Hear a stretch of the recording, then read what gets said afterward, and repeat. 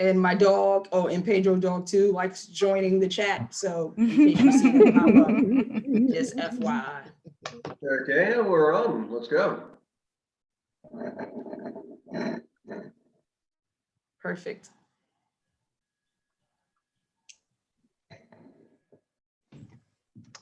So first, welcome to the third week of United We Taste.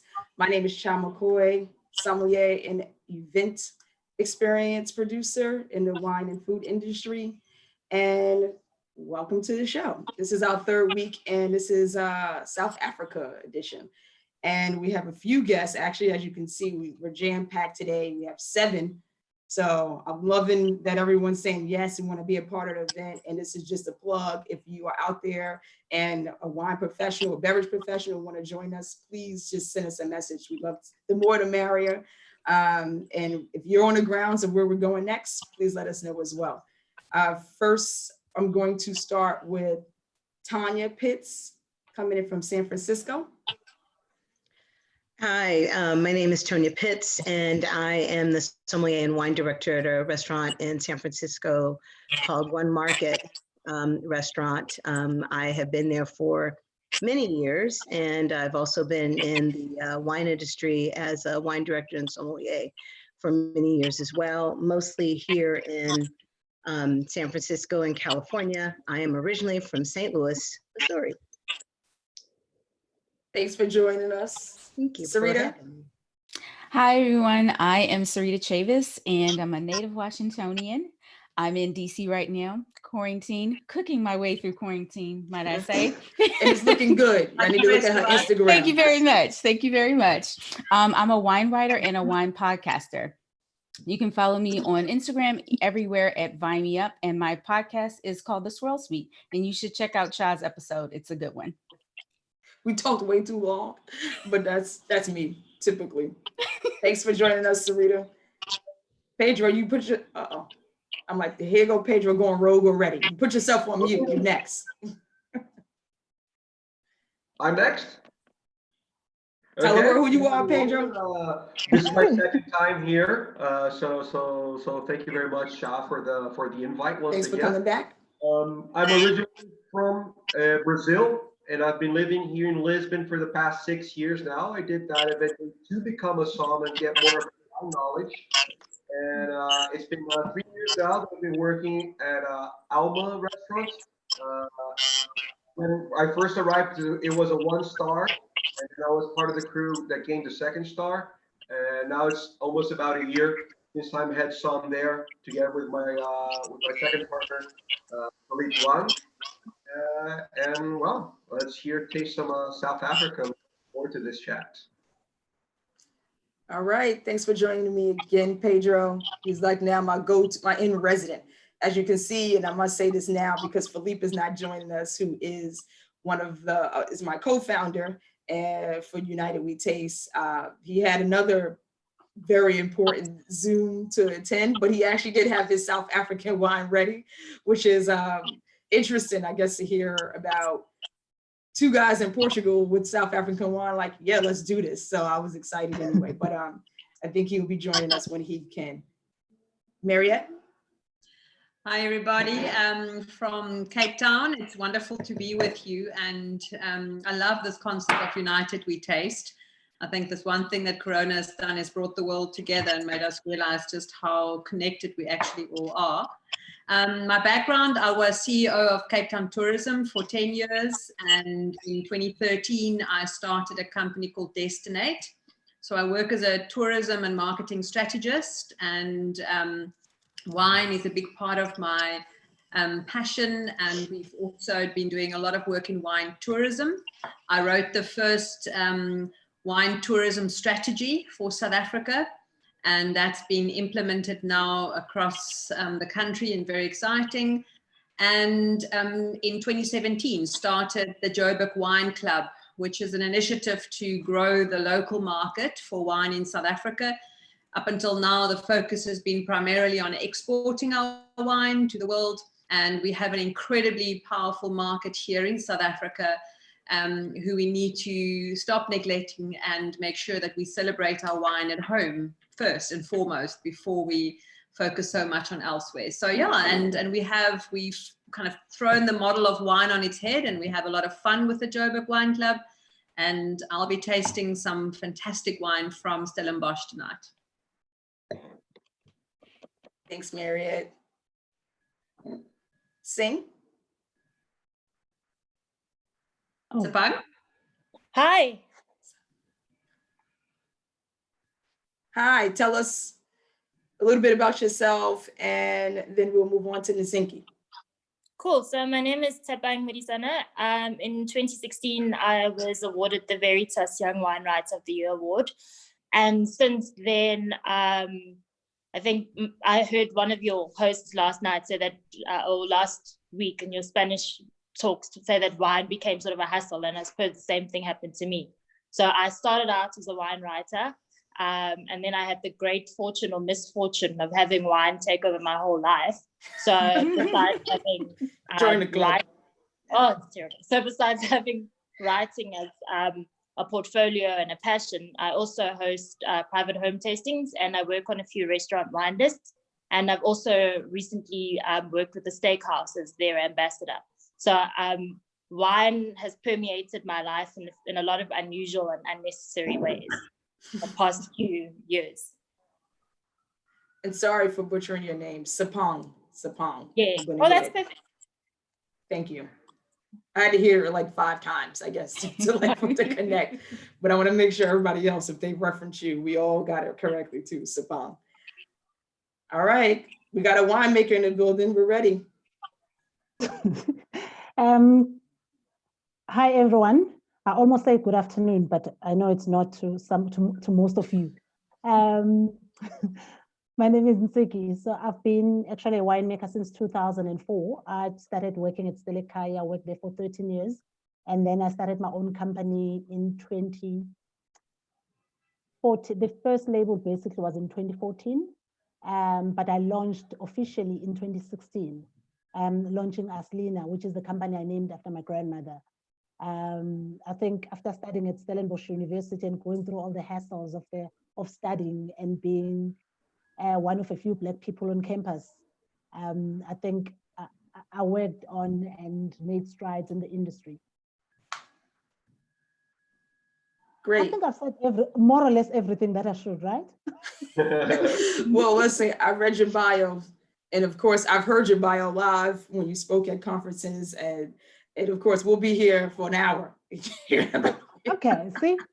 Listening to all your accomplishments, but very happy to have you part of the United We Taste group, and it's time to jump right in and start talking about South Africa. So basically, Tshepang, look, see, I'm getting there. Tshepang, Ntsiki, and Mariëtte, we have this is the most we have represented of one country and one group tasting. So I'm gonna leave some of this as a dialogue, because I also just heard that you all three are from or in 3 different locations of South Africa. And so that gives people more of a reality of how it feels in the north. And Tshepang, I heard that you're in Joburg right now, versus being in Cape Town or close to Cape Town. So just giving us a vibe, because in America and in Europe, it's kind of you either in full lockdown mode from what we heard from, and when I mean lockdown or quarantine, it means different things to different people. And we realize that too. And that's the whole reason why we want to kind of explore or talk about the 21-day lockdown that your president mandated this in March. So with that being said, I can talk on my behalf as far as in New York City. It's basically self-quarantined. No one's giving you fines or anything like that if you walk around in the streets. It's being advised, and of course there's all these hashtags, stay at home, but you're not going to get a ticket. Actually, the mayor of New York City just closed the public parks just this week. So people were still, even though the kids were at home, et cetera, they were still going out and going to play, and I could see them right out my relative's house. Not in droves, but of course there were kids still playing like it's a day off from school. So it's kind of lightly handled as far as personally, but all of the businesses and basically hospitality, of course, are all shut. So that's been the most extreme part, is how the hospitality industry and tourism, hotels, et cetera, have been affected. So that's my kind of state of New York City.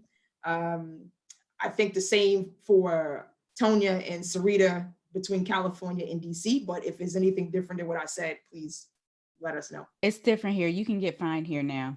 In DC, okay. They want you to go to grocery stores, the pharmacy. That's it. If you need to go walk your dog, do that. If you need to take a short run, you can do that. But outside of that, yeah, you'll in DC specifically, the fine is like $5K. 5K or jail time. That's what it is right now. Okay, Wow. so that's I'm guessing that must be new as of like It is week. new. Oh, Mhm. okay. Yep. Yeah. They So talked about it in San Francisco, but they haven't done that yet. It's basically shelter in place. And it's pretty much the same. You can go to the grocery store, pharmacy, the bank, walk your dog, get a little bit of exercise, but go right back in the house. but you're not being you're not going to jail. Or anything. No, we're not being penalized, not so far. Everyone's been really good about staying home. Okay. Oh, Yeah. I know here in South Africa, some people have been jailed. for Already? Actually, Wow. yeah. I think the first few days we had about 55 were jailed, just the first or second day. About Wow. 55, yeah. I think but that is, 'cause I mean, but you have to explain the 21-day lockdown. I think so people can understand even if in the chat room, if they don't get how seriously, I read that it was military enforced. So that's a little, I think I would take that a little bit serious. Wow. Then someone so- saying, oh yeah, you should stay home. But if someone's coming out with like, machine Yeah, guns and walking in the street, and I'm like, oh, okay, you got it. It changes the situation. So no, we Yeah. definitely have military and police outside, but I think because I'm in the rural areas, we don't have that. okay. But when you go to our little town, there are police, but there isn't really much because we're far out of the main cities. So, and also the rural areas, it's like open spaces. So Got we it. actually don't have people cramped. We don't have, so Mm. like basically it's as much as it's a lockdown. For me, it's a lockdown because I cannot just drive anyhow. There are places where you drive and you find there's traffic cops, and then then you have a problem. But other than that, on this side, it's better than in the cities. I think Okay. Tshepang and Mariëtte will actually, because they are right in the middle of it. In the thick of things. Yep. Yeah. Look, I think there's been an interesting article on BBC today or yesterday, just in terms of our president have handled the situation is commendable. We've, again, obviously, South Africa is a very different animal to what Europe or America is. And because of the huge number of people within our communities that are utterly vulnerable, and how many people have underlying serious illnesses, whether that be TB or HIV, they don't have access to, in many cases, proper houses to isolate in. The situation is really, really different. So you have very much two sides of the coin. You have people like myself and many others who can isolate ourselves in the comfort of a comfortable home with a garden, and we can get a little bit irate that we can't walk our dogs or have freedom of movement. But there are thousands and millions of South Africans who live in small spaces on top of each other, in 17 people to a small house in many situations. So the situation in South As is at this stage is to make sure that we can level and lower that spread so that we don't lose as many lives, because once it spreads big into the communities, we have a serious problem on our hands. And of course, our infrastructure, our hospitals are not equipped to deal with a mass number of sick people at once. So that is a huge issue, but I think the way in which government has handled it is commendable. Very, very strict enforcement of the regulations, very good communication coming through on a daily basis from the Minister of Health, the President himself, to keep people informed and motivated and equipped with the right kind of knowledge. I have to agree with Mariëtte. I think anecdotally, she's explained the potential crisis that our government foresaw. But I also have to commend civil society, because it takes a lot for people who aren't privileged to agree to shelter in place. So before the lockdown was legally enforced, government had asked, for example, the restaurant industry to close.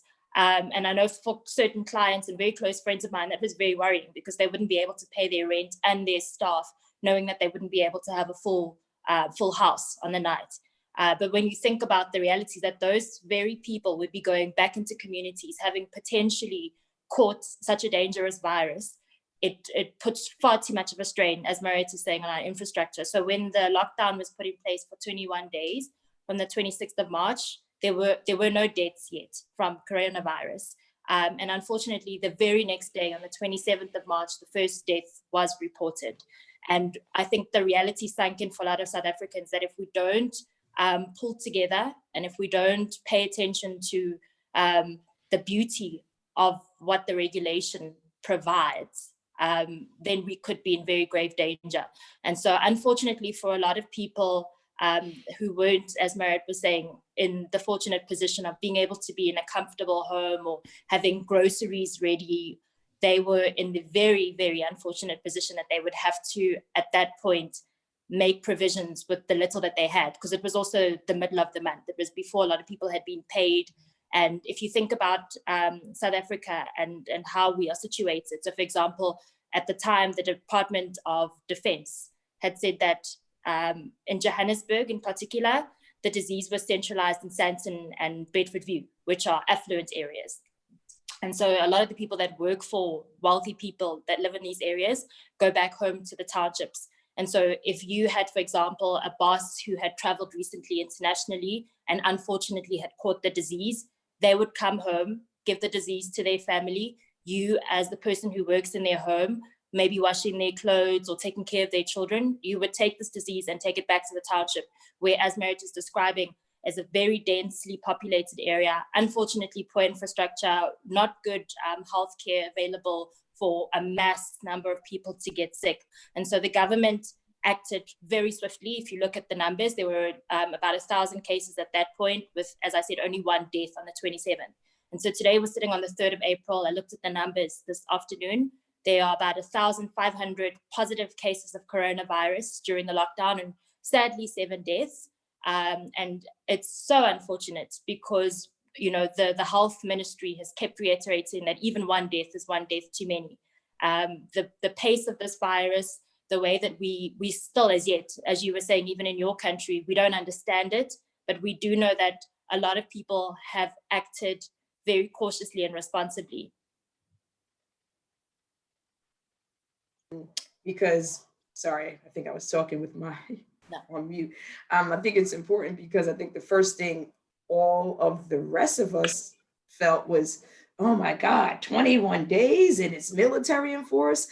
And it's always that, you know, kind of Western mentality or non-African mentality, like, oh, how are they going to survive? Oh, poor little South Africa. And then from speaking with Gary yesterday, and obviously hearing from the three of you, you're like, we're for this. Like, you know, don't let it. And I think even because the news, the way it's being reported is that South Africa is on this mandated, you know, 21 days. It made it complete negative. Now, I'm sure you guys can talk.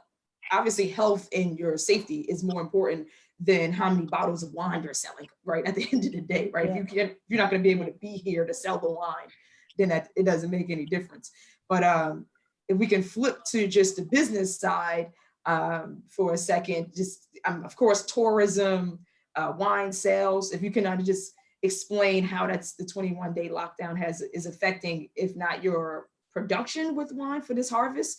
For those who don't know, harvest, we're still in harvest season in South Africa right now, or ending.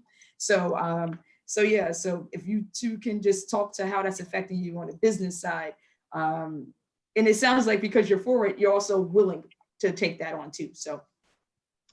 I think at the beginning, obviously, wine was not counted as an essential agricultural sector.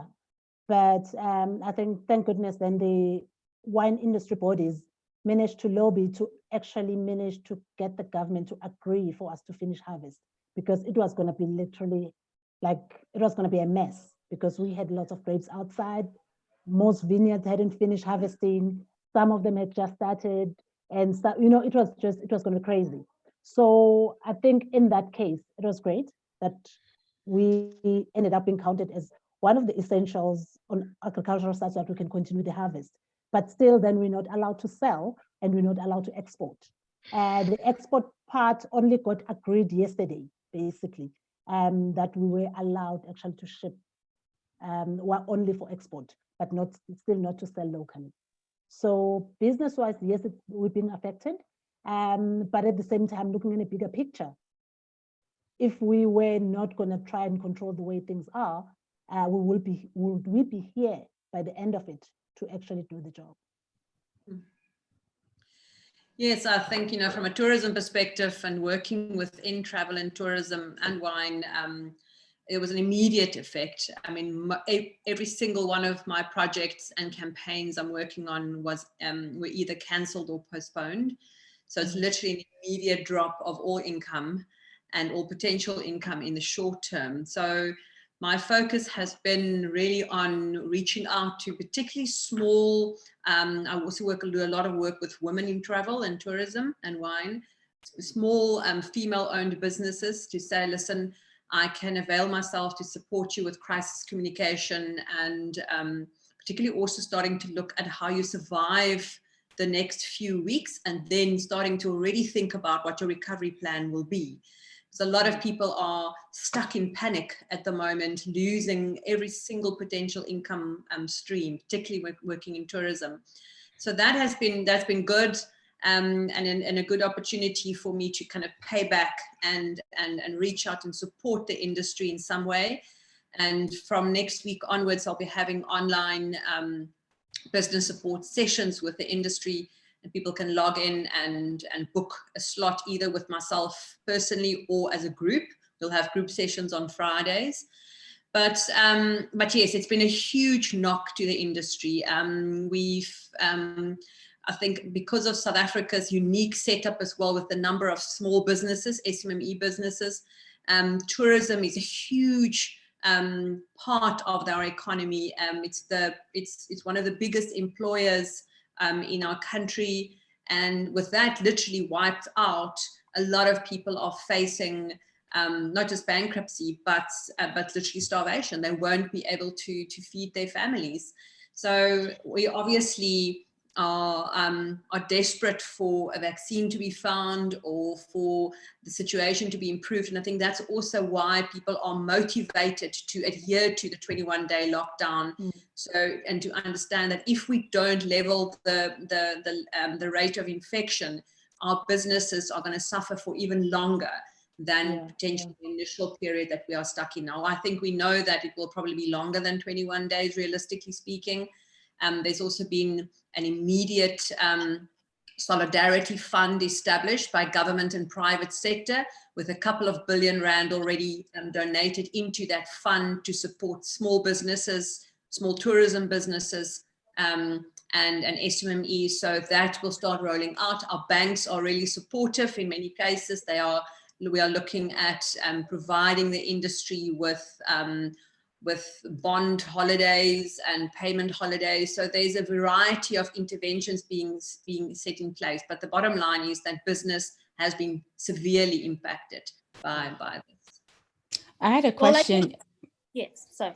Child mentioned that you have a wine club as well. How is that? How has that been affected by your business? Because here, alcohol sales shot up 50%. We're still drinking, we're still buying the wine. So is it the same in South Africa? So that was the case just before the lockdown. We were in about a week, was it the week, Tshepang and Ntsiki? I think about a week where we were isolating, and alcohol sales shot up during that time.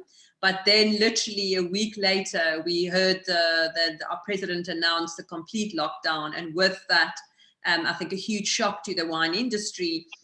Wine sales were also prohibited, and with that, obviously, sales stopped immediately. A lot of people rushed out last minute to try and stock up on some wine, and I mean, it's not really funny, but I mean, it is quite humorous when you look at Twitter to panic about their wine supplies running really low. Mm-hmm. And I think we all in that boat. So yes, wine sales and our club has been severely affected. We run events on a quarterly basis. We have our very big winter event coming up in the end of May. At this stage, that will be postponed or cancelled, probably cancelled. And so yes, it has a huge impact on us directly. Well, in Great. South Africa, the business was affected in 3 key ways. So the first one is obviously exports. The second one is local trade. And then the third is tourism. For me, tourism hit a personal note and a very painful note, because on the 16th of March, Delheim, who is a wine producer, reported that a tourist who was there at their tasting room tested positive for COVID-19. And for me, it was frightening to think that if one tourist can test positive and give the disease potentially to the workers and to fellow guests, I mean, the repercussions of that are just mind-blowing. So, you know, the tourism aspect, on the one hand, frightening, on the other hand, a positive thing that almost immediately, it was one of the first industries that, it was actually, I took the note earlier, that the Department of Tourism is the one that actually asked the restaurant industry to shutter their business.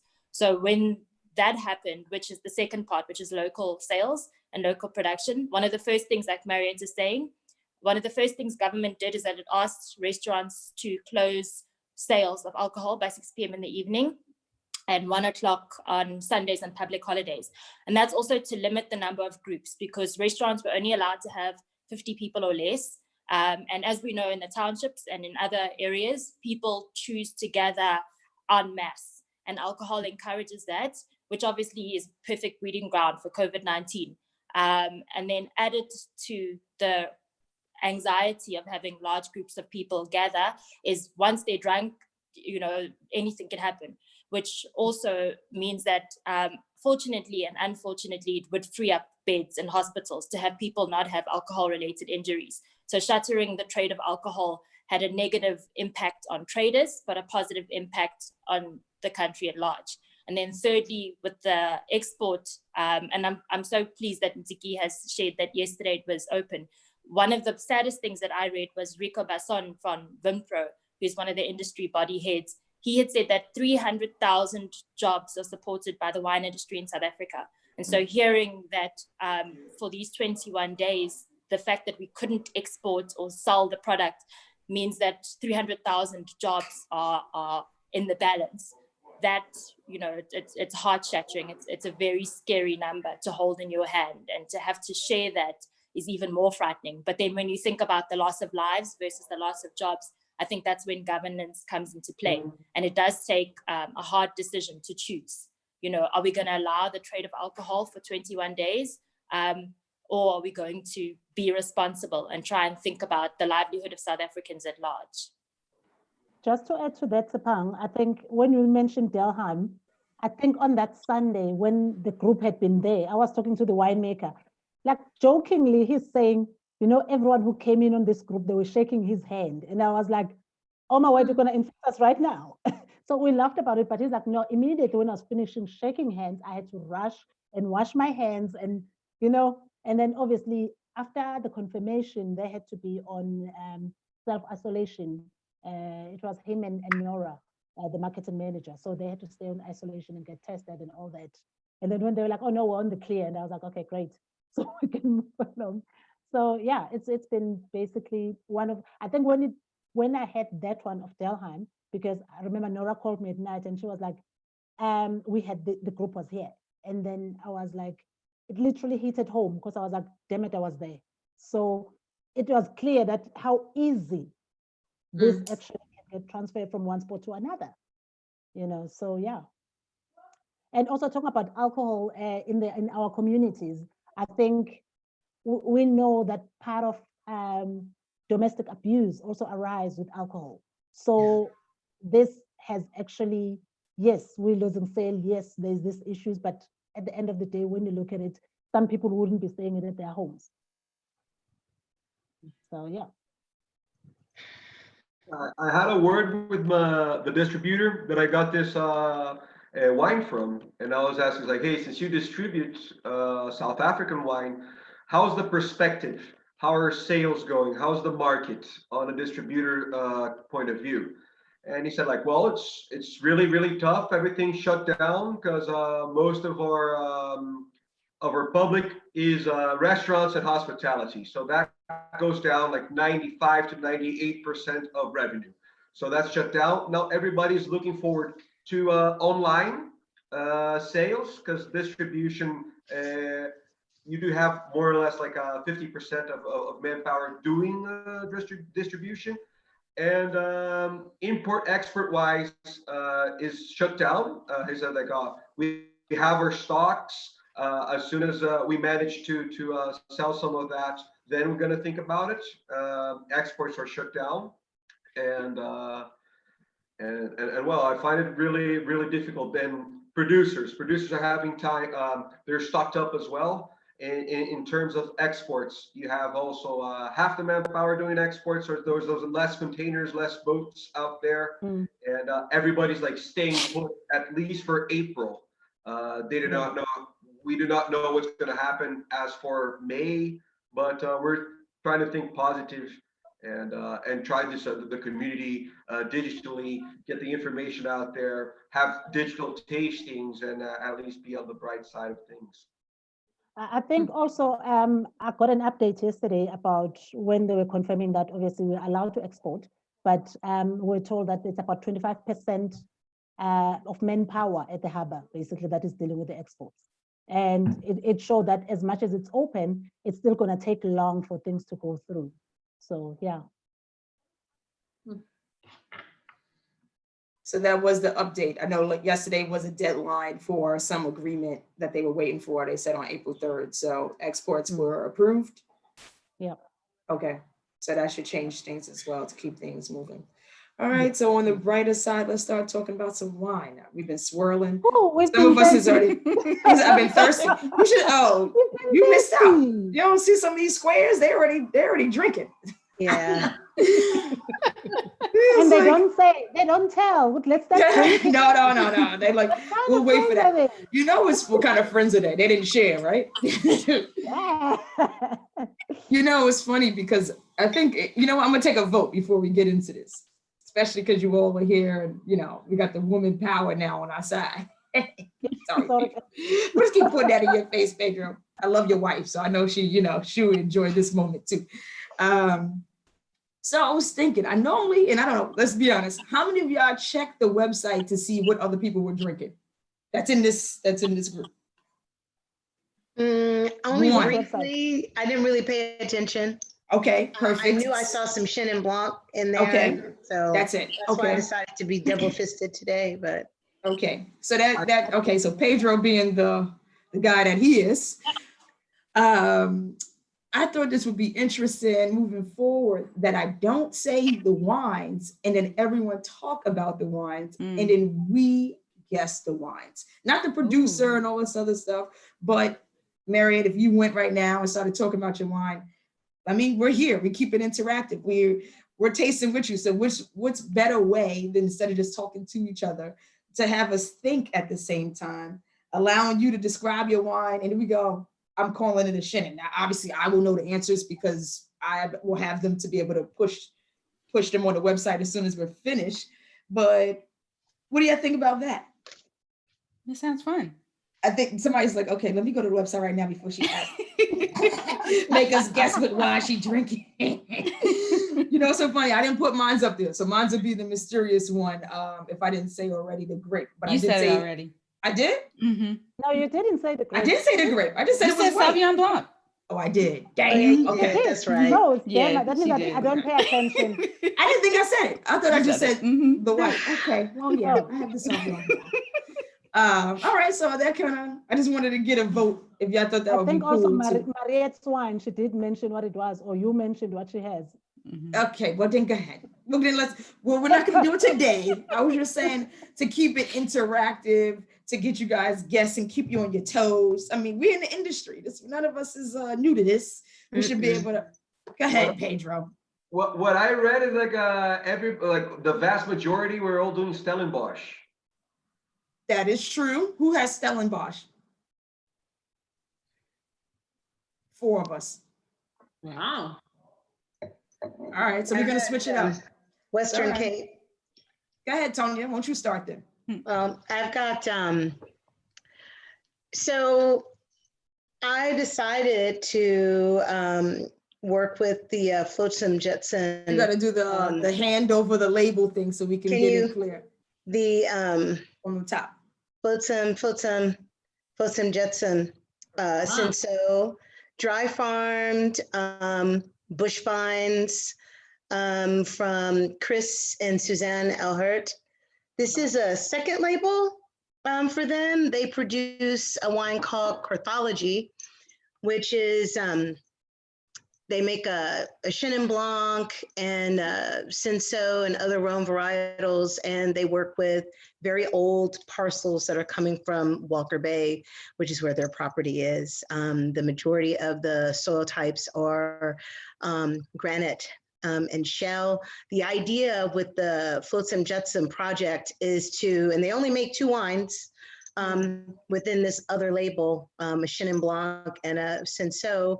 The idea is to have fresh, bright wine that is really very easy to drink. There's lots of texture with the wines.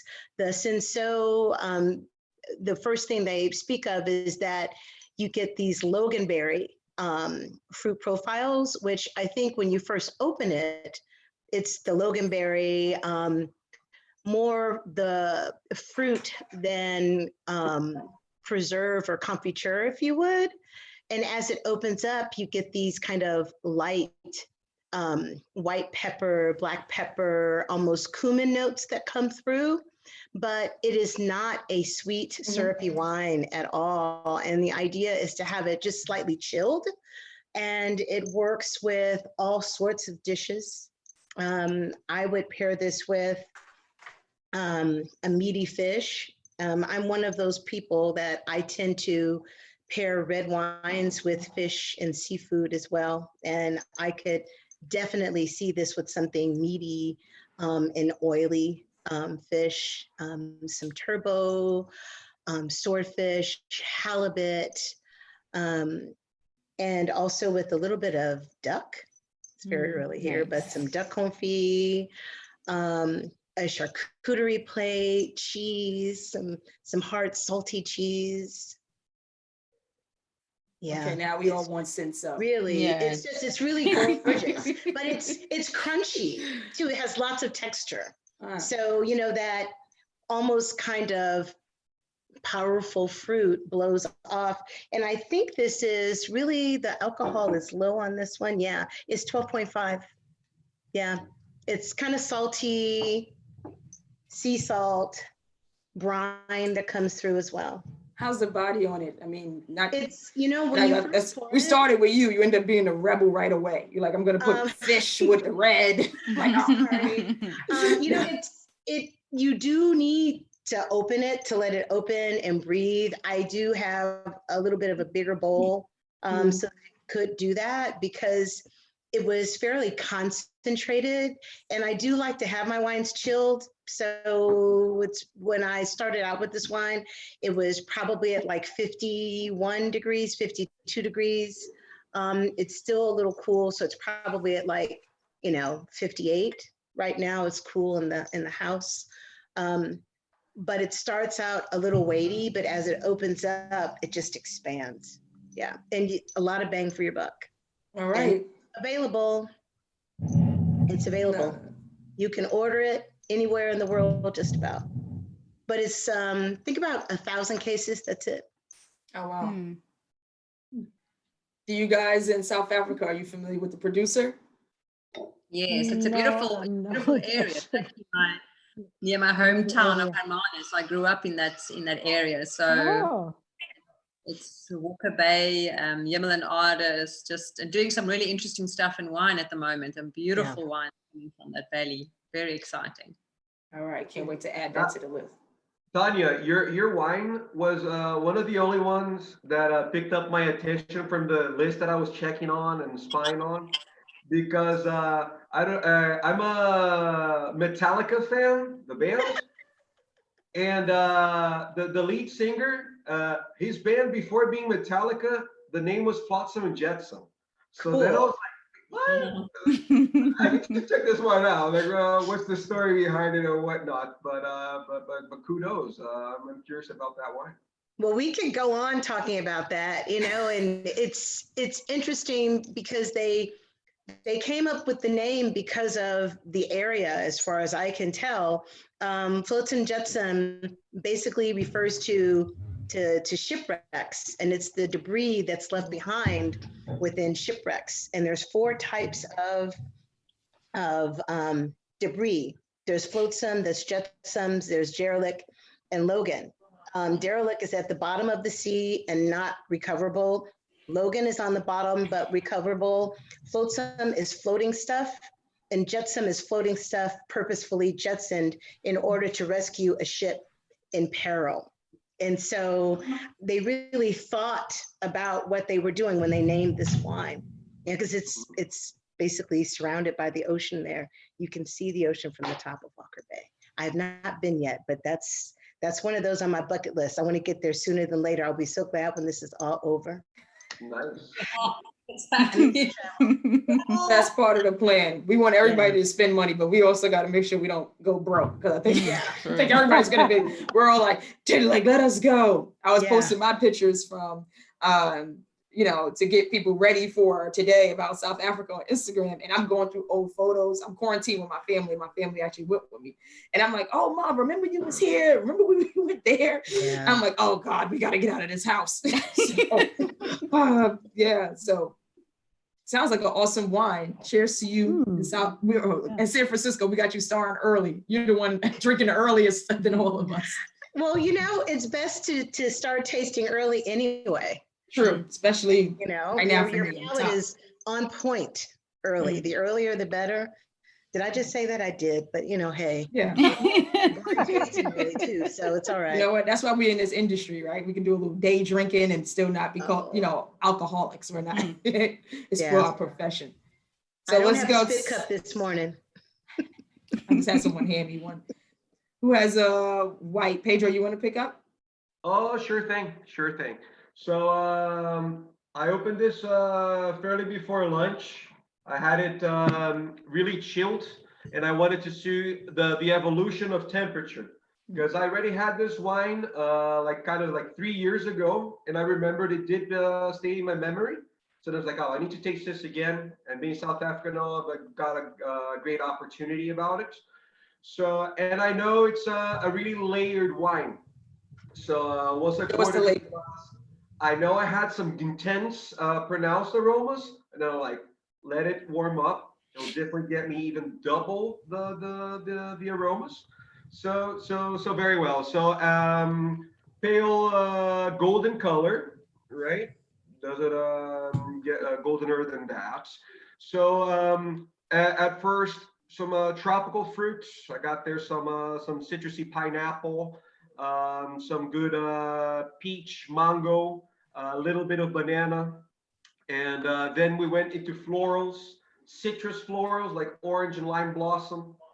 And then with malolactic, definitely is oaked. It's got 11 months of barrel. So we got some creamy notes. We get there some brie cheese, and then caramel, butterscotch, salted caramel. And that confirms itself in the palates.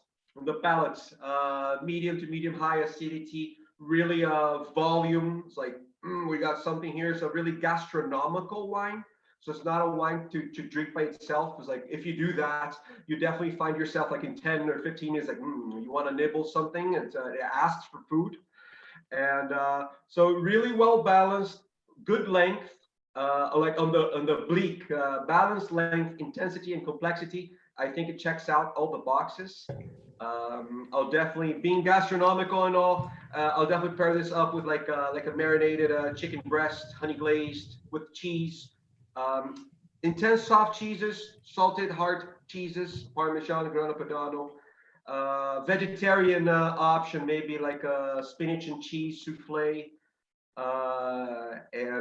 Well, like I said, I started off with it chilled, then let it's a one for you to have almost like a slightly chilled to room temperature, so you can get all the textures, the viscosity and everything. It's got like 13.5 of alcohol. It's a serious wine, but I really find it intense. Anybody want to guess the grade? Chenin Blanc and Palomino, a blend? No, it's a single grape variety, and it's not Chenin. Palomino? Okay, awesome. Oh, and it comes from quartz soils. Did you give us the area or no? It's the foothills of Simonsberg Mountains in the Parle region. Can I take Parle. a wild guess? Is it a Chardonnay or no? Yes, Yeah. 100% Yeah. Chardonnay. It's the butterscotch. Yeah. Glencarlo. With the citrus. Oh, that's right. I saw that. Yes, Good. really love this wine. Amazing wine. Beautiful. And wine. it's And then Parle region, I was impressed. Also, the minerality. I could feel the minerality like on the top of my teeth when it almost like glues to my gums right here at the top. A screaming minerality, and also one of the aromas of minerality will be flint, wet rocks, and the lighter when we're about to light the lighter, the rock, that flint. You feel that sort of like a gunpowder, not necessarily gunpowder, but mineral, screaming minerality, intense, and the saltiness in the palate as well. So yes, fabulous. That's an oldie but goodie.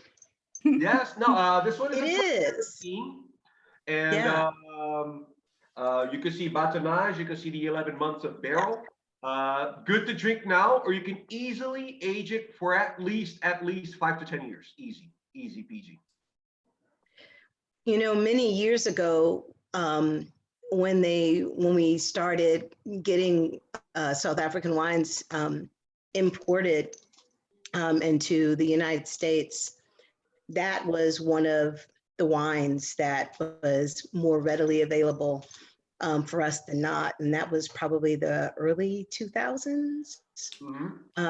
So it's great to see that the wine is still there. So that's cool. That's what I mean by oldie but goodie.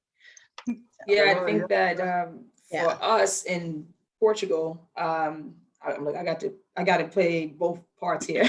Right. In Portugal, because most people are not asking for South African wines, it's kind of like we're almost like a decade behind when it comes to some of those things, and probably a little bit not a little bit, way further than if you were in France or Italy or even Spain talking about wines outside of Europe. So we're kind of ahead of the European curve. Germany, I would say, would be before us. We're talking about countries that are not known for wine, that are known for winemaking, for having international wines. Of course, London tops everything, but we're talking about winemaking regions or winemaking countries that are popular. Portugal and Germany was trailing behind Germany in that way. And we're way more open to having South African wines on the menu. So I actually, when Pedro sent me a picture of what wine he was pouring, I didn't have it in the US. It was my first time having it actually working in Lisbon at the restaurant. So me and an old colleague, I blind tasted him. He told me, I don't know, we must have had an expensive one. Because I was like, I don't think the label was the same. I think we had like the white label or something. Right. But the white label is the it's also I was impressed that the other label is a screw cap and this one is a Portuguese cork. Yeah. And no, this one was definitely a cork. This one wasn't a screw cap because he was pissed off when he realized that I blind tasted him on a wine that was like over 100 euro. He was like, what? It was like, because the whole time he was like, thinking it was French wine. And I didn't tell him anything. We literally leave glasses around for each other and say, oh yeah, go taste the wine that's near the restaurant. And he's like, okay. So on a slow day, we both don't work there no more, so we could say these things. So on a slow day, we had the wine. He was like, oh, go taste the wine. And we went back and forth with Old World. And so I said, you know what? I'm going to get him. I'm gonna put out this wine. And that's the one I put out, and he guessed everything else besides South Africa. And of course, we know the list. We know there's a South African wine on the list, but everything else. And I think that's what blew us away, is how maybe it was the vintage that we had. But all the notes you said, I still remember till today from having it with him that day. So it was a fantastic wine. So who has a it in as like a California Chardonnay or yeah, he thought it was Burgundy, easy. And I was like, wow. Of course, he went California afterwards, but you see her? She's like clapping, like, yeah, we getting them. We even have Portuguese people, we have Europeans thinking we're making Burgundy. So that's another. The first time I had it was in this tasting in a wine bar here, like these 3 years ago, and it was like Chardonnays from around the world. Okay. So we did number one Burgundy. Okay, so then it was California, Australia, and the South Africa. And the South African one was the one that it was the wine of the night for me. Yeah. So then once again, cut the scene years above, and I was like, hey, I remember that Chardonnay from back in the day. Let's bring South Africa up and yeah. So I mean, I think it's just another thing, and I mentioned that as well in the post about how we should give more light to not only, for me, it's Portugal and South Africa as being considered this kind of like, oh yeah, value wine. I mean, I'm all about that, but I mean, start drinking South African wine that's above value. Spend the same way that you're willing to spend 50 on a French wine.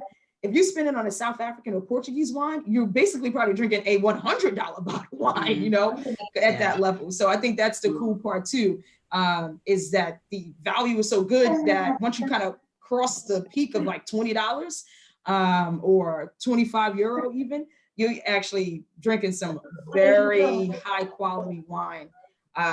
So let's go into who has a red. I had a red. Come on, Sarita. Okay. I don't know. Now you're gonna try to get everybody like Pedro. Pedro walked right into it. He's like, I'm not telling nobody anything. Y'all are gonna guess mine immediately. So okay. Go ahead. Go ahead. Tell us. Okay. Tell us. All right. Yeah. So I am drinking a red. It's a 2018 from Swirl. And let's see. On the nose, I definitely get cherries first, plums, spice on the finish, and as it opened up, I started to get like this sort of like this cherry wood cedar kind of thing on the nose. It's much lighter than this grape typically is. So I don't think if I was tasting this blind, I wouldn't think it's this type of wine, but I would pair it with anything from like pizza to a red sauce or even like charcuterie plate. Let's see, what else? Any guesses so far? Just based on what I've said and the way it looks? You said Scotland, right? Say it one more time. You said Scotland. Yes. Where is it from? Yes. Scotland. Uh-huh. Okay, it's either one of the two cultivars that I think of. Either you've got a Pinotage because it's got cherry characters and it's light. Because people make Pinotage, either it's going to be intense or it's going to be lighter. You can get it more bolder or more lighter. So that would be my first guess. You want to give your second one before I tell you, or not? The second one, generally, it doesn't have cherries. So I don't know if I should. No, it's a Pinotage. Yeah, because the second one that I would have thought of, but it doesn't have cherry characters generally. So yeah. It's Pinotage from Short Street. Yeah. You guys know this label? It's just my first time having it. No. But so the name comes from the shortest street. I always want to say Reebok. That's not how you say it. How do you say it? Reebok? Rybeek? Castile. Yes. It's the shortest street there. So that's why they named it that. And they also make a Chenin Blanc, I think. But it's crazy because when I stopped my bar before all of this happened, I had 3 South African wines and I drank them all within 2 weeks. And then I get the email from Cha. I was like, oh, damn it. And it's so funny because I was like, well, I said she must be on a South African groove. So let me tell her to come on in. She's drinking sparkling from South. She got everything. Yeah, I'm like, okay, I so just posted a South African wine that I paired with a spicy pasta. So I just had to put another delivery in, and they just, she was like, well, we just gonna. So she's already been pro. Let's help South Africa like nonstop. I love South African wines. Yeah, love them. Yeah. So tell us what was your thought behind actually like joining a group, and you why did you choose 3 South African wines to put in your case? Let's just say for your own.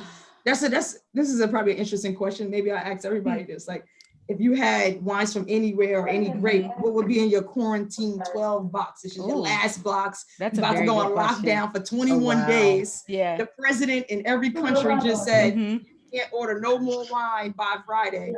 Yeah.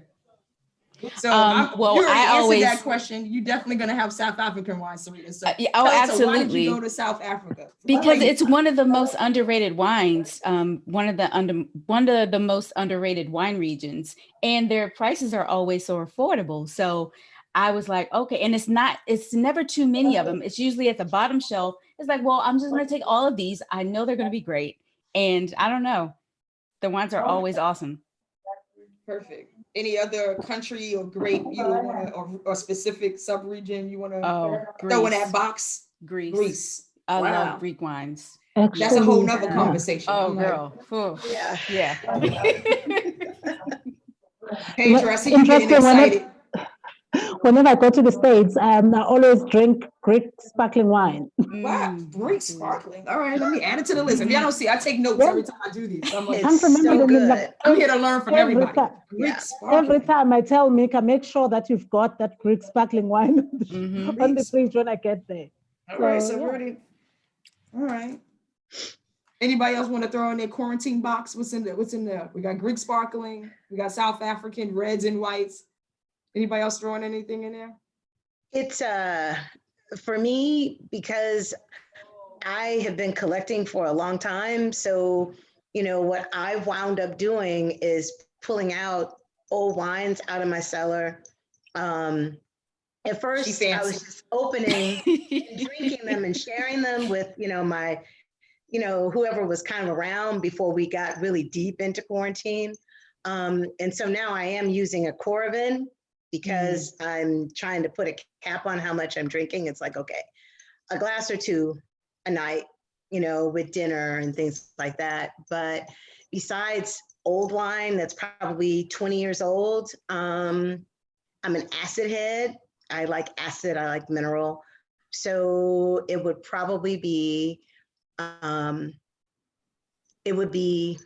Certico from Greece. It would also be some Alvarinho from Portugal, some Larero from Portugal, some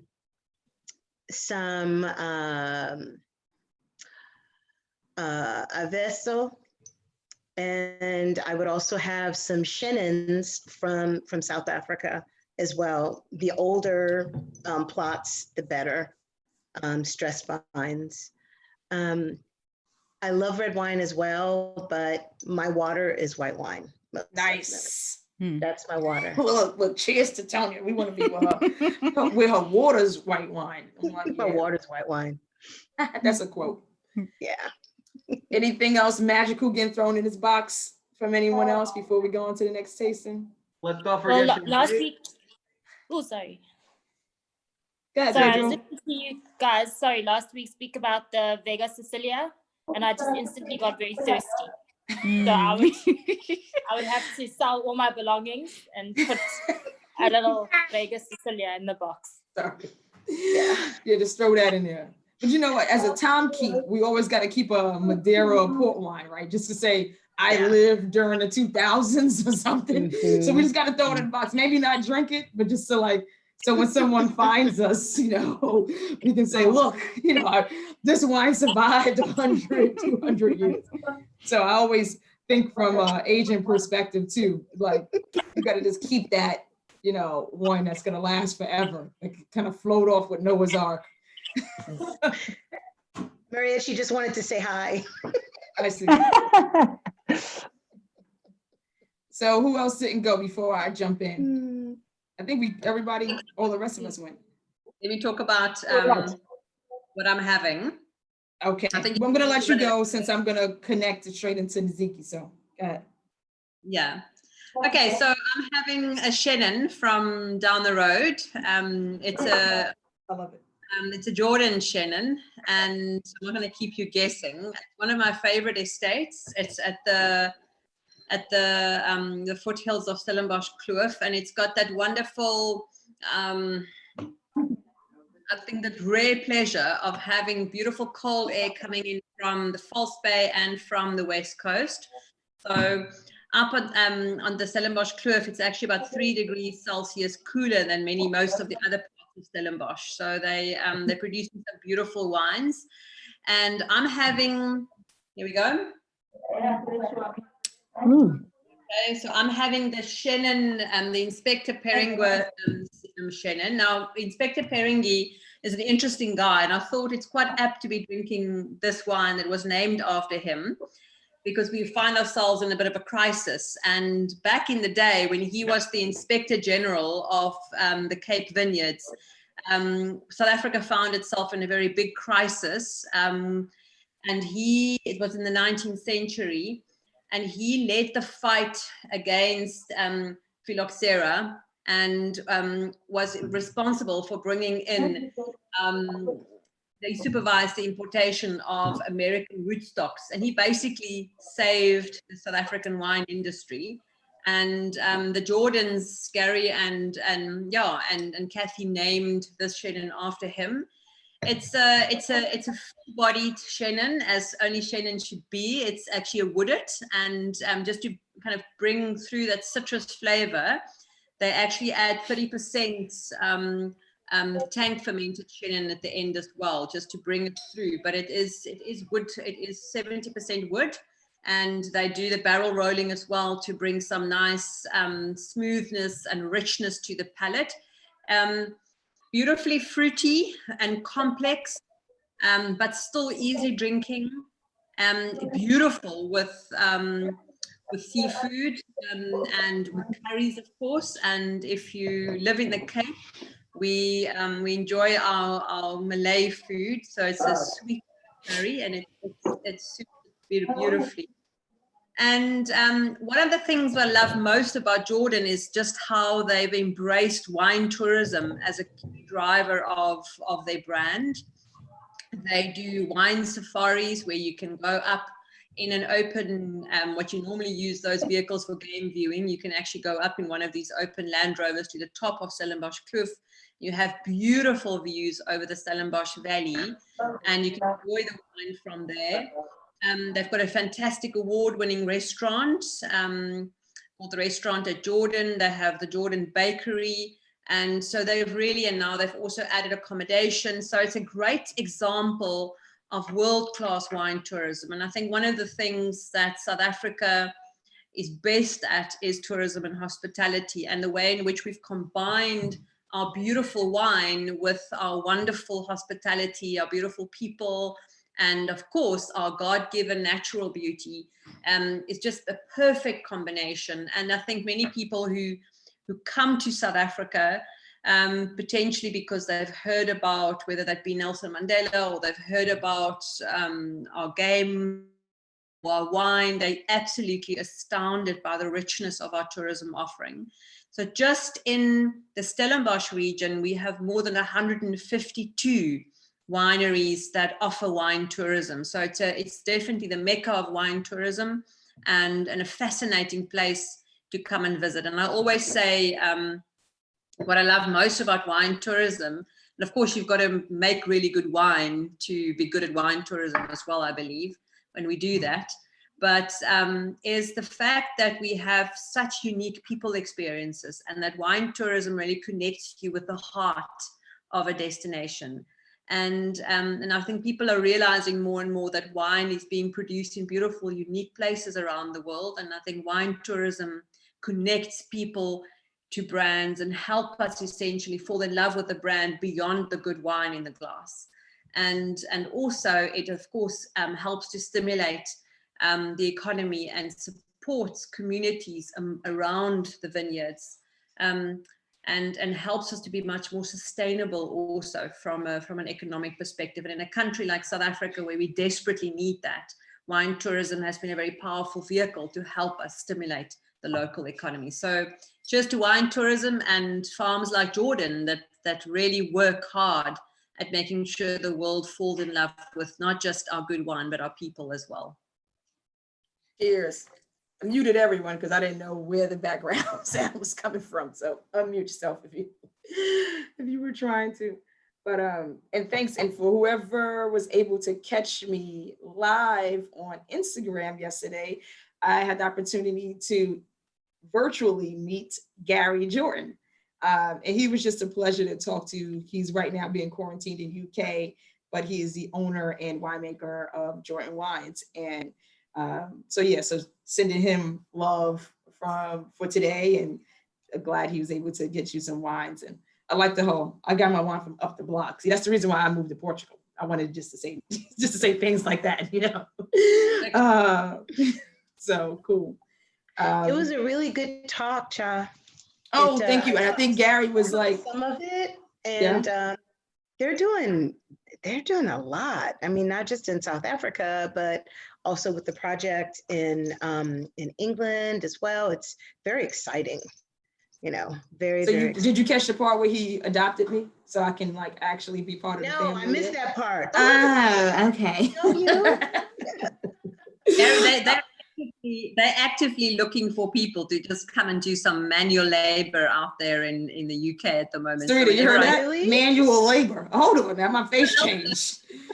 Hold on. They know I'm a girl from New York City. The manual labor is just cute, you know. Don't put me out there for real. No. Harvest, I'm all focused. I'm in, you know. Right. Here, who knows? I got all the grays are showing. It looks like quarantine time normally. You know, it's like, you know, but yeah, so let's see what happens this year. But I definitely plan to be in South Africa and have folks joining me in 2021. So yeah, so oh yeah, I see you. You ready? You got your wine ready? I'm unmuting her. Cool. Well, when you invited me to join this conversation, I was like, I'm only left with one bottle. I don't have one. But let's see. Hold on. Maybe I should come before you because then you can follow up with all the details at this point. Maybe we should have Tshepang actually taste first. Okay. This is the anticipation. I'm very curious about Ntsiki's very last bottle, what it is. The one left in quarantine. Oh my God. The last quarantine bottle. So I'm very excited to share this wine with you guys. I hope you've been able to see this beautiful golden yellow color throughout this tasting. One of the first things that happened when I opened it is my sister commented on the intensity of the nose. And for me, it just spoke to how, first of all, how well it's aged in the bottle. And secondly, just how excited we both were to have this night where we could finally drink this bottle of wine. So if anybody knows South African wine drinkers, a lot of them call themselves ABC or anything but Chardonnay because of the history of how heavily wooded South African wine used to be, especially South African Chardonnay. And one thing that we got to call a timeout right now, because in the US, even when someone comes in and say this, is like, no, we got to end it. All of us here, we're going to make a pledge now. Like, we got to bring Chardonnay back. Pinot Noir is slowly still, after that movie, making its way back. Right, Tonya? Like, at this point, that movie did some damage to Pinot Noir. So Chardonnay, I'm glad Pedro was able to surprise us with his Chardonnay today. We got to, that ABC thing, it's got to die. We got to make a pledge. Can everybody make a pledge today? We're going to bring Chardonnay back. We got to give Chardonnay some love. It's coming back. All right. This glass. Yeah, in this glass, literally. So sorry about that. I just had to have a moment for Chardonnay. So I obviously host home tastings as well. And on the evening that I poured this wine, you know, it was, nobody really listens to me. I've noticed they first, you know, taste and eat. And then afterwards, everyone goes, what was that? What was that? As though I didn't give them a whole pitch. And I suppose it's because the wine really just carries you. So the nose at first gives you all this beautiful vanilla. And then, you know, you've got these layers of citrus, and then the layers of stone fruit that keep coming. And it's just layer upon layer upon layer. And the way that it invites you in, it's just like a warm hug on a cold night like this in Johannesburg. And then obviously the mouth is beautiful and rich. So it's 13% alcohol, but it's also got this light acidity. So it just shows the dexterity of the winemaker, because it's just such a balanced wine. And does anybody, well, obviously you've guessed, well, there's nothing to guess because I've told you already, it's a Stellenbosch Chardonnay. Yes. So I'm going to show it to you, and then I'm going to tell you a cute story. So this is the Hartenberg Eleanor Chardonnay. And so this wine was named after Eleanor Finlayson, who used to, apparently back in the day when she used to own the farm, she used to drive around and plow the fields with her Peugeot. So she hitched a plow to the back of her Peugeot and she plowed the fields. And I'm so pleased that both Ntsiki and Mariëtte, such strong women from our industry, are on this call, because I think that at a time like this, it's so wonderful to lean upon stories like this when everyone is afraid. You know, South African Chardonnay, besides being an ABC and awkward situation, it was brought in by smugglers. So students who were studying at Geisenheim in Germany used to put it in their suitcases and in their socks, because the apartheid government had such strong laws on what was allowed agriculturally to grow.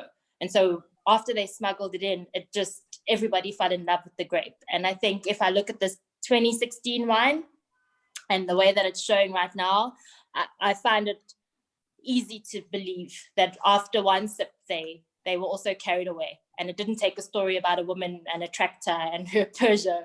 It just took the wine speaking for itself. And as you said earlier, you know, sometimes that's all you need when you're pouring this wine in a restaurant where nobody knows what it is and they're not too sure and they'd rather stick to the familiar.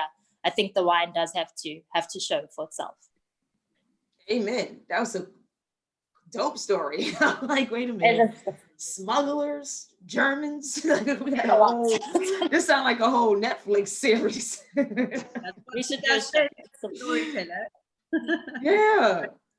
And then just from like reading, I never had the wine. Can you say the producer again? So the wine is from Hartenberg. So Hartenberg is based in Stellenbosch. And it's funny because Mariëtte actually hosted a dinner, lunch a few weeks ago with a wonderful chef right here in Johannesburg, Martinez from DW, and he makes the most amazing roast chicken. And obviously with this gorgeous, woody, rich character, we go beautifully with the roast chicken. But my sister has saved me a slice of her carrot cake with this gorgeous lemon icing, and that's what I'm going to be having it with tonight. So it is the kind of wine that, you know, if it was up to me, I would save it for a special occasion. But under these conditions, every day is a special occasion. Amen. So I'm going to have it with a cheesecake later, or carrot cake, or whatever I can find in this poor fridge at this point. Perfect. And thanks for sharing that with us, because not only just the story, the producers seemed like top notch, the quality of that wine, everything. When I was looking it up, it was, yeah, look, Mariëtte is like, yeah, this is it. This is it. I was like, oh, we need to do, Tonya, you familiar with the producer? I don't think so. Let me see the label again. Yeah, and then all the details, sorry if I didn't mention that earlier, for everyone is on the website, everything everyone's drinking, except for me, because I was trying to make sure I can find Aslina. Hartenberg also make one of my favorite Shirazes. They make a really, really good Shiraz as well, which is one of my favorites. So while you're exploring them, look at some of the other varieties as well. Yeah, I don't know if it's in the US, but I'm gonna look for it. I know Jordan is not. We had that conversation yesterday. I'm going to. I think Hartenberg is. Okay, is it is. Okay. Yeah, I think I've seen it when I'm in the US. I've seen it there. Okay.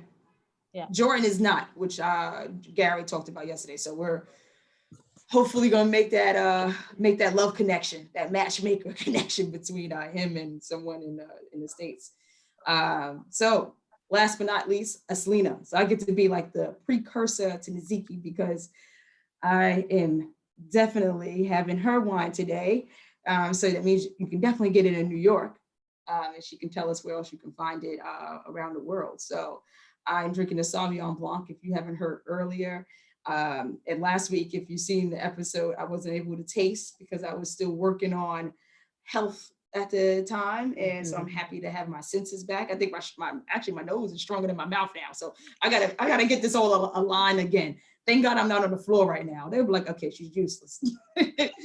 So yeah, first thing I got was white grapefruit. And I should actually start before I go into tasting. It's interesting enough. So Ntsiki used to have actual locks as well.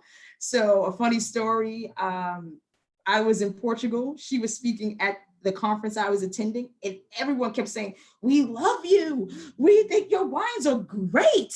And I was like, really? You know, so I got all this love. It was so, I was like, oh, nice. I'm like, this is beautiful. I love Portugal. It was funny, but I realized when they started talking about how my wines were great. At first, some people were just coming to me like, "Oh, your story and your mission is," and I was like, "Wow, I'm glad I've touched so many lives here in Portugal." I'm sorry, I'm still laughing because it tickled me for a whole day because she was actually flying in the day after. So I was her for a day to people at this conference, which was, I guess whether they was looking at old photos of her, et cetera, when she had locks or something, maybe it was easy just to, this is Portugal again. So we're probably the only two women of color, 5 max, at a whole wine conference. Yeah. And so it was, by the way. yeah, but just being realistic, we're in Portugal and it was kind of very small amount of us walking around. Yeah. So they just was like, that's gotta be her. And so I told her when she came in, I said, everybody think I'm you. So don't stop my free meals and things like that. That's hilarious. You messing up my groove I got going on here. But yeah, no, it was, so I must say that first before I started having a wine. I knew who she was before then, of course, but that was our first time actually meeting in person. We sold and still sell her wine at the wine shop that I worked at here in Harlem. And so that's how I found out about her and her mission and her wines, etc. So that's my pre-story to actually telling you about the tasting. So I thought it was interesting that everyone's all crazy, of course, about Steen or Chenin Blanc from South Africa, but no one was thinking about Sauvignon Blanc. I guess I'm a Sauvignon Blanc head. So like Tonya talked about being acid driven, and me, I have Sauvignon Blanc from around the world. So I enjoy from Casablanca, Chile. I enjoy from Loire Valley, and of course, South African. So I was excited when we finally added this to the store. And going back to my tasting notes, I am getting a lot of white pineapple, this hint of mint and jalapeno that's super inspiring. I'm getting like a spicy mojito moment as well, which I think is cool. And I think that I always go to wanting to pair Sauvignon Blanc with vegetal dishes. So when it started warming up and I started tasting it again, that's why I actually called in. I don't know if you see me reach for my spit cup. I was like, called in a spit cup because I wanted to taste it when the temperature changed on it. And the warmth character, it started having a nice round palate. And then that pineapple went from being white pineapple to a more ripe. And that's what I enjoyed and thought that it would be very cool to pair with quiche as well. So I went straight to like a spinach quiche dish. I don't eat pork, so I would assume that quiche Lorraine would be also a really cool pairing for that with the ham, the spiciness with the notes of jalapeno that I'm getting on it. And so there's no need for me to talk about the vineyards and terroir when I have the winemaker on. So I'm gonna let Ntsiki take over from there. But that's my go-to easy pairing for that. And anything else? Yeah, the jalapeno was like spot on. And sometimes when I get it, especially in South America, Sauvignon Blanc, I'm like, this is God sent grape. Like Sauvignon Blanc is my jam. So I get really excited because the Parisienne sometimes can be a little bit too overwhelming. And I think now I've tasted so many Sauvignon Blancs from many countries, but living in Portugal, I've actually had so many people that are now trying out Sauvignon Blanc on their properties, and they tend to get too green. And I'm like, ooh, you got to find a sweet spot between both, tropical fruit, green notes or paracines.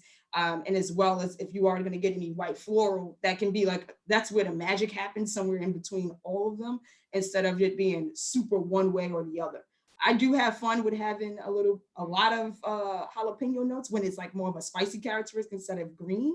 So sometimes the green, I think that, where it smells like, I don't know, maybe overcooked kale or like raw like spinach that's been going bad, it's soggy in the bag. You're like, oh man, I had it in the fridge too long. That's just, we don't want that, So some winemakers, so this is just a treasure to be able to have Ntsiki on the call and to be able to talk about her winemaking practices there. And, she ain't gonna give us all her formula, but this is, well, I can say cheers to you, because this is, I don't know the last time I had your wine, and this wine is singing today. And just to talk about vintage, I have the 2019.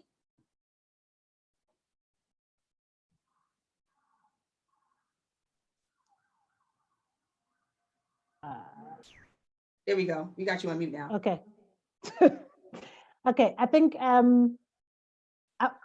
a winemaker who've been making red wines only, actually since 2004, because I only started making white wine in 2015. So it's just like literally yesterday. And the first white wine that I made was interestingly, a Sauvignon Blanc. And after tasting a lot of Sauvignon Blanc, and which was interesting, I'm going to say something about the Chardonnay, as you're saying, Chardonnay is something that to go to sometimes here in South Africa. But I think I've tasted a lot of Sauvignon Blanc, and talking about pyrazines, it was one of those, and I was like, I'm not going to make Sauvignon Blanc. I knew that on my range when I started Aslina wines that I'm going to do Cabernet, I'm going to do reds, Bordeaux varietals. And I was like, I'll do Chardonnay for one reason, because I'm going to put some of it in wood, and then we're going to get a sweet spot in between.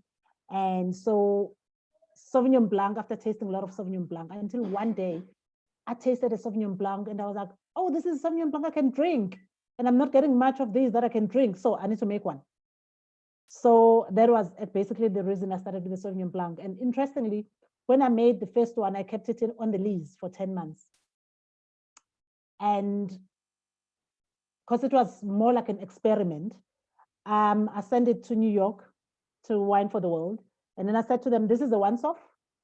Of course, I don't think I'm going to make Sauvignon Blanc, but just it was an experiment to see how it's going to go.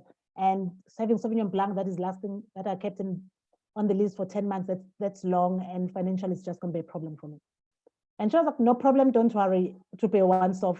And then she comes back, she's like, no, you can go yourself and tell the clients that it was a once-off because they want more.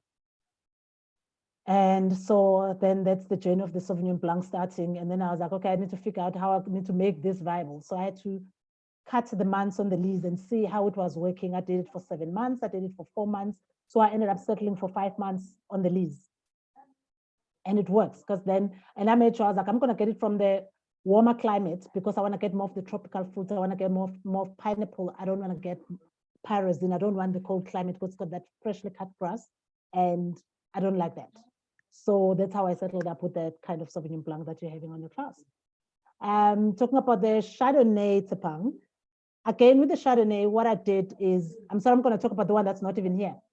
Chardonnay, when I'm judging, because I get involved in judging wines, I tend to judge or higher the wooded Chardonnays. But when I drink, I want to drink unwooded. And I was like, I need to get something in between here. So I decided I'm going to have my Chardonnay partly wooded. So I kept some of the Chardonnay in oak. So I used second fill barrels, left it on the lees, but I used the Stellenbosch one, the warm climate. And then I go to the Elgin to get another Chardonnay. And then I keep it on the lees also for 10 months and blend the two. So I've got wooded and unwooded from different climates, warm climate and cool climate, and blending the two. So I could get that minerality and basically that freshness, but at the same time get that intensity and boldness of the warm climate. So yeah, that's what I do. And what I like with the Chardonnay is that I get people say, I don't drink Chardonnay, please, I don't want to try it. I'm like, I understand. Just take a sip and then you can punch me. I'm right in front of you. And what happened is they'll taste it and then they go, can I have a bottle? And I'm like, did I hear you clearly? You mean of this one or the other one? Like, no, the Chardonnay. So I feel like I am actually doing part of actually converting some of those who say, I'm not a Chardonnay drinker, to say, actually, I will drink Chardonnay from now. And I'll try, if I find the one I don't like, I'll continue trying again. So yeah. And coming back to what I have, this is the very first. You see that face? Like, I loved it. So this was the first vintage of Aslina, 2014 Cabernet Sauvignon. I think as I've been drinking it, it's been very interesting to look at the life of it, because I remember when I bottled it in February 2016, and I launched the wine, and tasting the wine, then it was bold, intense. You know, you could, because it's got a little bit of Petit Verdot. I think since I've been making Cabernet Sauvignon, I've never made a 100% Cab. I've always added a little bit of something. And this time I started working with Petit Verdot, and I got excited of the characters of Petit Verdot. And I was like, this is what I'm going to add now in my Cab. And so I added a little bit of that. And I think at the beginning it was more bold, and then you could pick up the tannins, which more actually, because Cab has got its tannins, but also you've got the tannins of the Petit Verdot. For me, it was very fascinating, because when we think of Petit Verdot, it's always used as a blending component. There are wineries that actually do 100% Petit now, but not a lot, just maybe a handful. But it is always fascinating when you taste Petit Verdot. You taste it, it's bold, it's the color is intense, the tannins, and you're like, you know. So I blended with it, and then I tasted the wine 2016 when we released the wine. Have people tasting it. I'm like, I love the freshness that was in it, and the Petit Verdot at that moment was just bringing that freshness in the wine. And 2017-18, oh well, it was finished obviously in 2017, but whatever was left, I kept on drinking it. And recently I was so excited when I tasted it, and I'm like, because I brought only 6 bottles. I didn't know I was going to be on lockdown. Let's just say I drove from Cape Town coming to KZN because I was bringing my mom back home. And when the lockdown was announced, I was here, and I was like, oh, well, but I only had 6 bottles of wine that I brought, and we drank some on the way because we slept over in East London. And so I got home already with like 4 bottles of wine. And so now I was left with 1. And lucky enough, Cha, you spoke before I drank it. But yes, I'm like, what wine do you have? She's like, I only have 1 left. I'm like, oh my God. I was like, well, thank God it's your own. You know, some people, they're like, oh, you know what? I got this fancy wine from this trip when I went here, because I think you all know that Ntsiki, she's everywhere. They got her in Japan, California. She's everywhere. So I'm like, thank God she had her own wine left to be able to share. I didn't realize it was your first vintage of that one. So it was my first, yes, this is my first vintage. I think, but now tasting it now and looking back when I tasted it then, the richness that is in this wine is just, it's amazing. It's like, I take a sip, I feel like I want to bite it.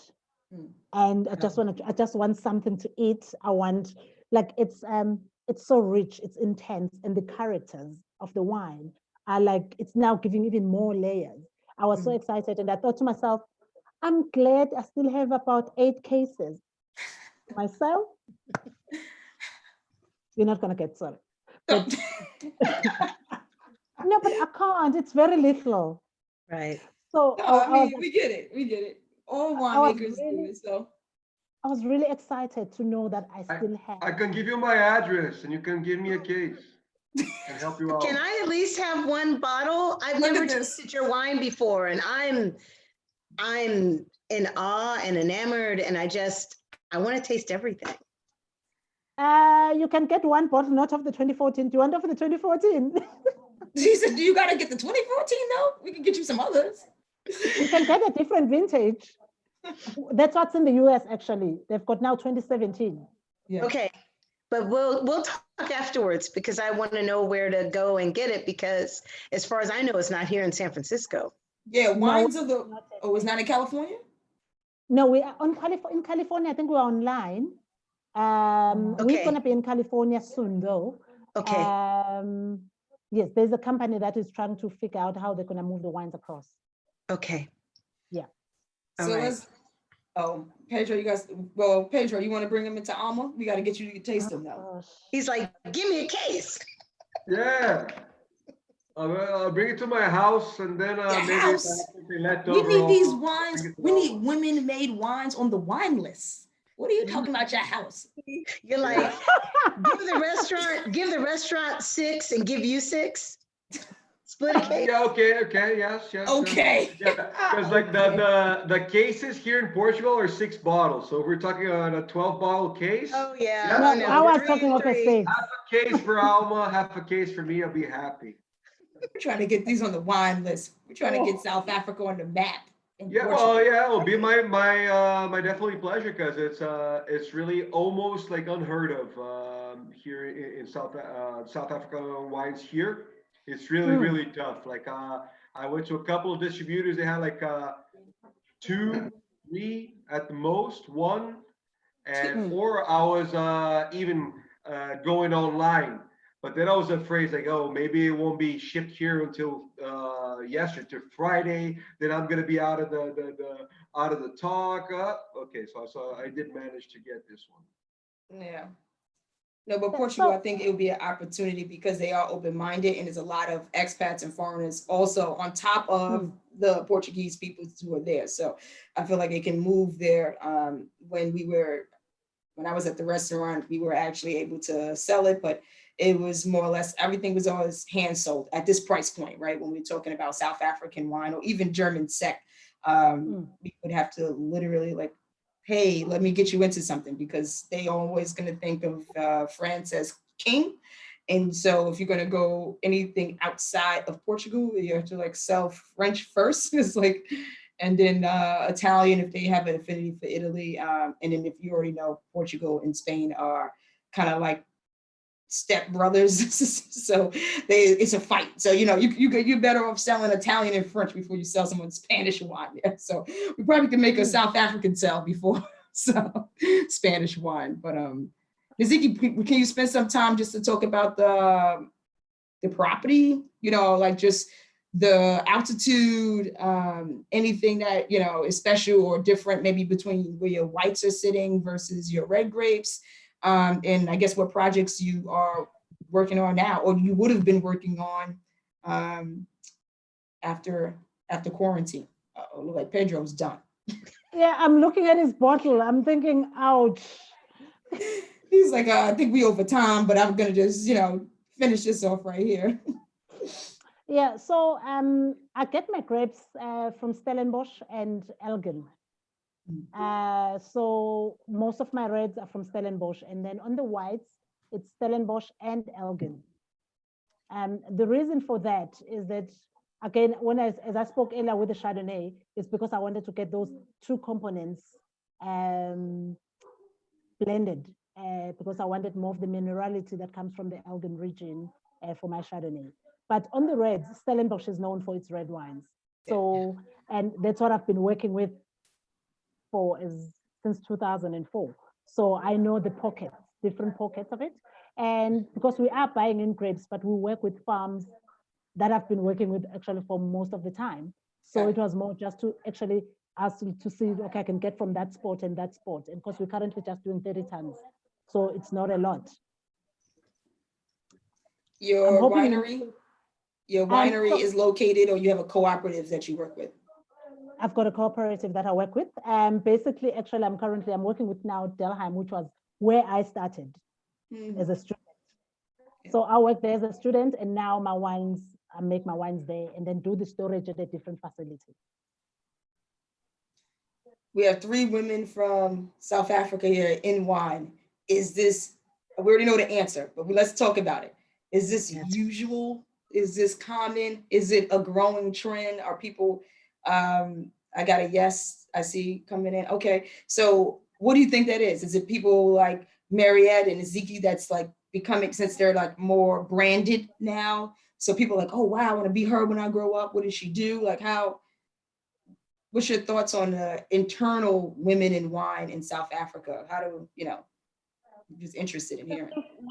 One of the great things about South Africa is we have one of the more liberal constitutions in the world. So women are celebrated. Look, I mean, we also deal with huge issues around abuse and and many issues and violence against women. So there's again two very clear sides to the coin. But if you look at both, we see a lot more women coming through into winemaking now.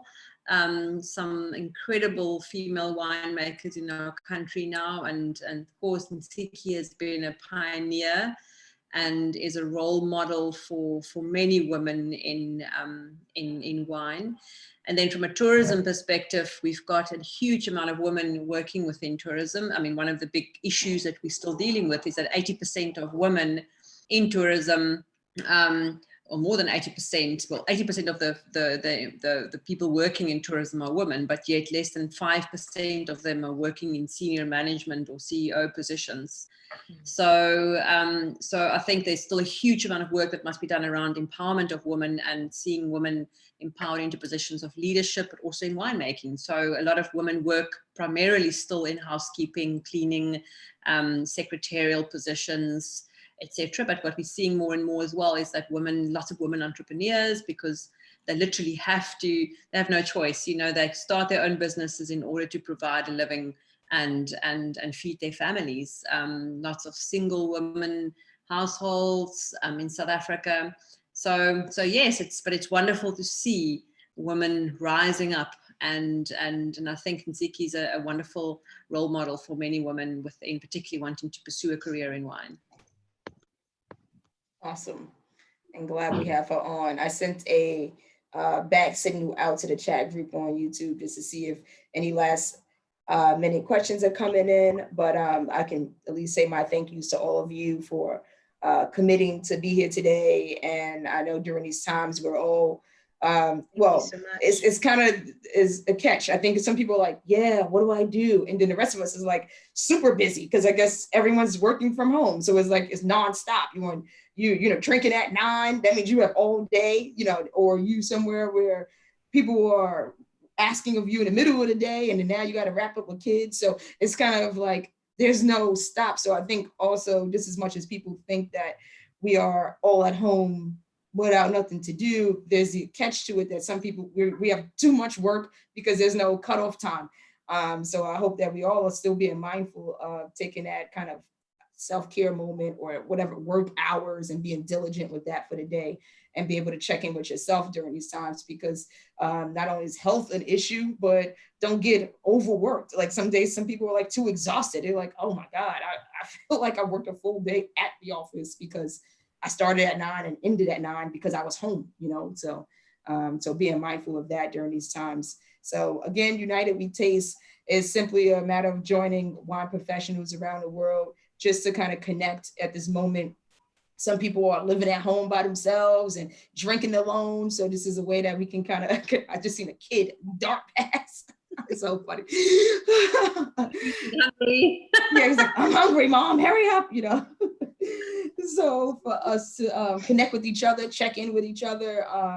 And I still check in with some of the past guys who jumped on with us just to see how people were doing. And so this has been a nice way just to be accountable for our other peers that's out there around the world who are either locked down in a very intense situation or even if it's loose. So for us to think of each other at the same time and think of the countries and what they're going through, you know, so still keeping Italy in your prayers as the numbers increase with deaths there and those infected. Same thing with Spain. And let's do our part by staying home, flatten the curve and touching each other in this more virtual way and pivoting to virtual. I hope to continue to do this beyond quarantine time as well. So thank you all who joined us from out there in the universe, and continue to share the video on YouTube. Oh, that's like my alarm, like, hello, get the hell off. So at the same time, I want folks to know that they can always watch the recap right on YouTube. So please go there. And next week is going to be a mystery because we have 2 different possible places in play. So join us next weekend and hopefully will be back with us as well. So thanks everyone and cheers. Let me reach for my glass to all of you who joined us. Cheers. Cheers. Cheers, everyone. Cheers, everybody. Yes, bye guys. Thank you so much. It was